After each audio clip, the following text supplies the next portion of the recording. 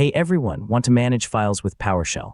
PowerShell makes it easy to create, copy, move, rename, delete, and organize files using simple commands. In this full guide, I'll show you the essential file management commands every PowerShell user should know. So let's get started. First, navigate to the folder you want to manage. Use the set location command, or simply cd to change directories. cd home/documents. You can confirm your current location by running get location. Get location next, list all files and folders in the current directory using the following command. Get child item. This command is similar to the dir command in command prompt. Now let's perform some common file operations. Create a new file, copy it to another folder, and then move it to a different location.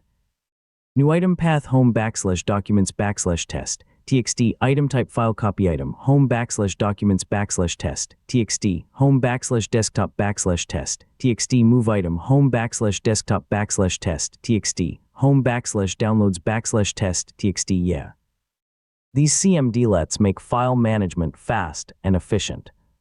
If you need to rename a file, use the rename item cmdlet. Rename item home/downloads/test. txt report. txt the file keeps its location while receiving the new name. When you no longer need a file, remove it using the remove item cmdlet. Remove item home/downloads/report. txt. Be careful because this command permanently removes the file unless it's being handled by another application or recovery mechanism.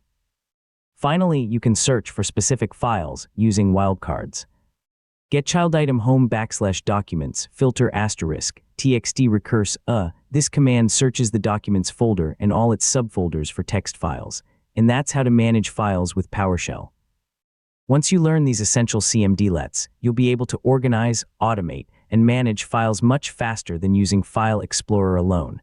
Thanks for watching, and I'll see you in the next tutorial.